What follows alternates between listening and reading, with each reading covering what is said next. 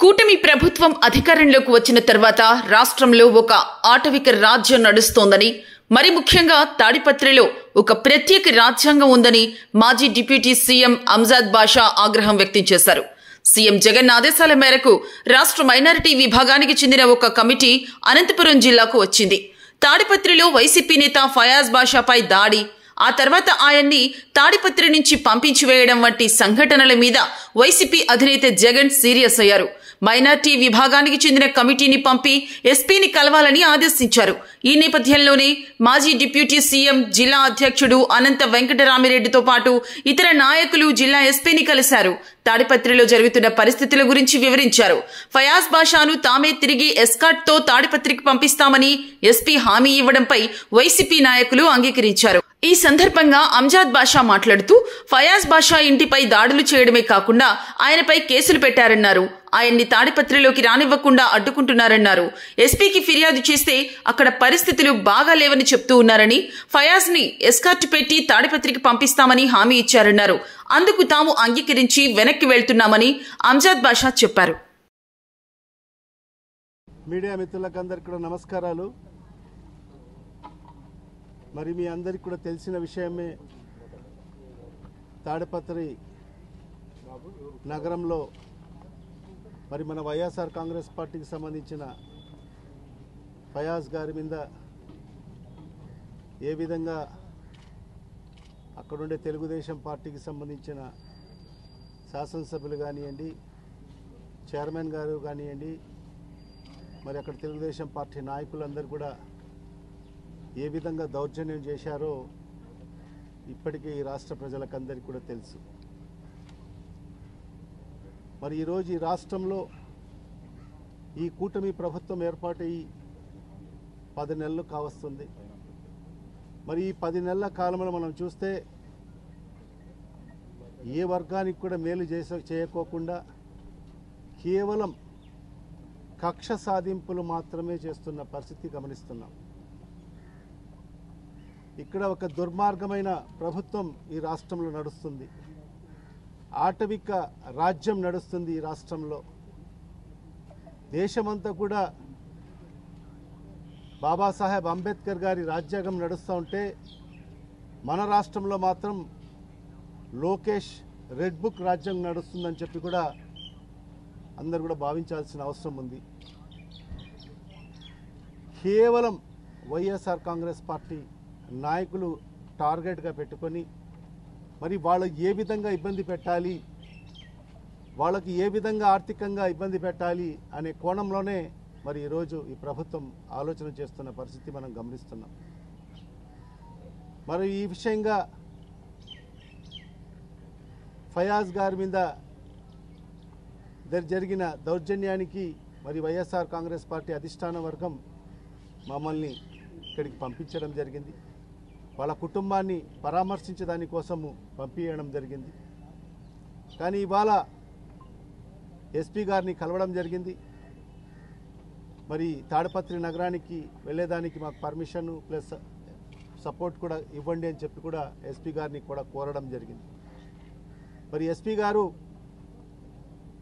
పరిస్థితులు బాగలేవు, మరి నేనైతే ఫయాజ్ గారికి ఇమ్మీడియట్గా మరి తాడిపత్రికి ఎస్కాట్ ఇచ్చి భద్రత ఇచ్చి నేను వెంటనే ఫయాజ్ గారికి నేను తాడిపత్రికి పంపిస్తానని చెప్పి ఈరోజు మాట ఇవ్వడం జరిగింది. మరి ఇవాళ ఏదైతే ఎస్పీ గారు ఇచ్చిన మాటకు సంతృప్తి చెంది మరి వెంటనే ఫయాజ్ గారికి మరి తాడిపత్రికి పంపిమని కూడా చెప్పడం జరిగింది. ఎంత దౌర్జన్యం అంటే, చేసింది ఎవరు, ఈరోజు అనుభవిస్తుంది ఎవరు? చేసింది వాళ్ళే, గొడవలు చేసింది వాళ్ళే. వాళ్ళ ఇంటిపైకి వచ్చి అల్లరి మూకలను తీసుకొచ్చి సుమారుగా 200-300 మందిని తీసుకొచ్చి రాళ్ళు రవ్వి ఒక భయానక వాతావరణం సృష్టించి మరి రివర్స్గా ఫయాజ్ మీద కేసులు పెట్టి మరి ఆయనకు తాడిపత్రి నగరంలోనే ఉండకోకూడదని చెప్పి ఒక హుకుంనామా జారీ చేసి మరి ఆ హుకుంనామా పోలీస్ డిపార్ట్మెంట్ ద్వారా ఆచరణలోకి తీసుకురావడం అనేది ఎంతవరకు సమంజసమో ఒక్కసారి డిపార్ట్మెంట్ అధికారులు కూడా ఆలోచన చేయాల్సిన అవసరం ఉంది. ఈ రాష్ట్ర ప్రజలు కూడా గమనించాల్సిన అవసరం ఉంది. ఎందుకంటే ఈరోజు ఈ దౌర్జన్యాలు చూస్తుంటే ఈ రాష్ట్రంలో అణగారిన వర్గాల మీద ఎక్కువగా జరుగుతున్న పరిస్థితి మీ అందరికీ కూడా తెలిసిన విషయమే. ఎస్సీలు అయితే ఏమి, ఎస్టీలు అయితే ఏమి, మైనార్టీలు అయితే ఏమి, అణగారిన వర్గాల మీద ఈరోజు వాళ్ళ ప్రతాపాన్ని చూపిస్తున్న పరిస్థితి మనం గమనిస్తున్నాం. మీరు ఈ ప్రభుత్వం, కూటమి ప్రభుత్వం అధికారంలోకి వచ్చిన తర్వాత చూసాం మనం వినుకొండలో ఒక రషీద్ అనే ఒక మైనార్టీ ఒక యువకుని ఏ విధంగా దారుణంగా, ఎంత కిరాతకంగా రోడ్డు పైన హత్య చేశారో ఈ రాష్ట్ర ప్రజలందరూ కూడా చూశారు. మరి ఆ రకంగా ఎవరైతే నాయకులుగా ఎస్సీ వర్గాల నుంచి, ఎస్టీ వర్గాల నుంచి, బీసీ వర్గాల నుంచి, మైనార్టీ వర్గాల నుంచి మరి ఎదుగుతూ ఉంటే మరి వాళ్ళను ఏదో ఒక రకంగా అనగదొక్కాలి అనే ఆలోచనతోనే మరి ఈరోజు ఈ తెలుగుదేశం ప్రభుత్వంలో ఉండే పెద్దలందరూ కూడా ముందుకెళ్తున్న పరిస్థితి. మరి ఈ రకంగా ఒకటే ప్రజలకందరికీ కూడా నేను కోరుకుంటున్నాను, ఆలోచన చేయండి. మరి ఈరోజు ఈ ప్రభుత్వం ఎన్నో హామీలు ఇచ్చి, ప్రజలకు మోసపూరితమైన హామీలు ఇచ్చి ఈరోజు అధికారంలోకి వచ్చి ఈ 10 నెలల కాలంలో ఏ వర్గానికైనా మేలు చేశారా? విద్యార్థులకు మేలు చేశారా? లేకపోతే మహిళలకు మేలు చేశారా? రైతులకు మేలు చేశారా? ఏ ఒక్కరికి కూడా మేలు చేయకోకుండా మరి ఈరోజు కేవలం కక్ష సాధింపులకు దిగి వైఎస్ఆర్ కాంగ్రెస్ పార్టీకి ఎవరు కూడా పని చేయకోకూడదు, వైఎస్ఆర్ కాంగ్రెస్ పార్టీ ఎవరు కూడా జెండా పట్టుకోకూడదని చెప్పి మరి ఈరోజు ఈ రాష్ట్రంలో ఒక అరాచక పరిపాలన కొనసాగుతుంది. మరి దీన్ని ఈరోజు అధికారులు ఆలోచన చేయాల్సిన అవసరం ఉంది. ఇది శాశ్వతం కాదు. ప్రభుత్వాలు కేవలం 5 ఏళ్లకు మాత్రమే ప్రభుత్వాలు. రేపు భవిష్యత్తులో ప్రభుత్వాలు మారుతాయి, అధికారులు మాత్రం మీరే ఉంటారు. మా నాయకుడు చెప్పాడు, ఖచ్చితంగా ఏ అధికారి అయితే ఇబ్బంది పెట్టారో మరి భవిష్యత్తులో దానికి ప్రతిరూపం చెల్లించుకోవాల్సిన అవసరం ఉంటుందని చెప్పి కూడా చెప్పారు. మరి ఆ దిశలోనే అధికారులకు నేను విజ్ఞప్తి చేస్తున్నాను. మరీ ముఖ్యంగా పోలీస్ డిపార్ట్మెంట్, ఎందుకంటే మీ బాధ్యత లా అండ్ ఆర్డర్ ప్రొటెక్ట్ చేయడము, ప్రాణాలు కాపాడడం. మొన్న ఆ రషీద్కు జరిగింది, భవిష్యత్తులో తాడిపత్రిలో జరగదని చెప్పి ఎవరైనా హామీ ఇవ్వగలరా? మరి అదే ఎస్పీ గారికి కూడా చెప్పడం జరిగింది. అతనికి పూర్తి స్థాయి భద్రత కూడా కల్పించాలని చెప్పి కూడా ఎస్పీ గారికి చెప్పడం జరిగింది. ఎస్పీ గారు ఖచ్చితంగా అతనికి భద్రత ఏర్పాటు చేస్తాను, నేను వెంటనే అతనికి ఫయాజ్ గారికి నేను తాడపత్రికి పంపిస్తాను, మీరు దయ ఉంచి మీరు వెళ్ళొద్దండి అని చెప్పి కూడా మమ్మల్ని రిక్వెస్ట్ చేయడం జరిగింది. మరి ఆయన చెప్పిన మాట ప్రకారంగానే మరి ఇప్పుడే ఆయనకు తాడపత్రికి పంపిస్తామని చెప్పడం జరిగింది. మరి ఆయన మాటకు మేము కూడా గౌరవిస్తూ మరి అన్ని విధాలుగా కుటుంబానికి మరి డిపార్ట్మెంట్ అండగా ఉండాలని చెప్పి కూడా మేము డిమాండ్ చేయడం జరిగింది. దానికి కూడా మరి ఎస్పీ గారు సానుకూలంగా స్పందించడం జరిగింది. మరి ఇవన్నీ కూడా చూస్తే ఖచ్చితంగా వైఎస్ఆర్ కాంగ్రెస్ పార్టీ మీరు ఇలాంటి ఇబ్బందులు పెట్టినా వైఎస్ఆర్ కాంగ్రెస్ పార్టీ కార్యకర్తలు ఇంకా బలంతో పనిచేస్తారు, ఇంకా రెట్టింత ఉత్సాహంతో పనిచేస్తారు.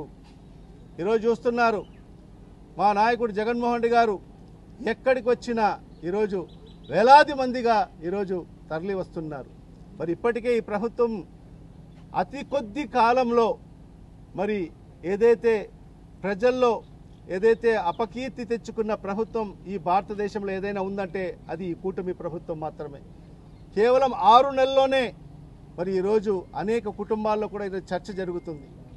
మరి ఈ ప్రభుత్వం ఏదైతే హామీలు ఇచ్చి అధికారంలోకి వచ్చిందో ఈరోజు ఏ హామీ కూడా నెరవేర్చుకోకుండా ఈరోజు ఈ రకంగా దౌర్జన్యాలకు, అరాచకాలకు దిగుతున్న పరిస్థితుల్లో ఈరోజు ప్రజలందరూ కూడా దాని మీద చర్చించుకుంటున్నారు.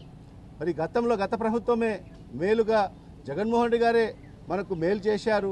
మరి అన్ని సందర్భాల్లో కూడా మరి ఆయన చెప్పిన ప్రతి మాట కూడా నెరవేర్చుకున్నాడు, ప్రతి వర్గానికి మేలు చేశాడు. మరి ఆ ఆలోచనతోనే ఈరోజు ప్రజలందరూ కూడా ఉండారు. కాబట్టి మరి ఈరోజు వైఎస్ఆర్ కాంగ్రెస్ పార్టీ నాయకులు అయినా మేము నాయకులు మరి కార్యకర్తలందరూ కూడా ఖచ్చితంగా అధికారులకు అయితేమి తెలుగుదేశం పార్టీ నాయకులకు కూడా హెచ్చరిస్తున్నాము. ఇక్కడ ఎక్కడ కూడా ఎవరు కూడా తగ్గేది లేదు. మీరు ఒకటైతే మేము రెండింతలు చేసేదానికి మేము సిద్ధంగా ఉన్నాం, మా కార్యకర్తలు సిద్ధంగా ఉన్నారు. కానీ మేము ప్రజాస్వామ్యబద్ధంగా చేయాలి. మా నాయకుడి యొక్క ఆదేశాలు కూడా ప్రజాస్వామ్యబద్ధంగా మనం ముందుకెళ్ళాలి.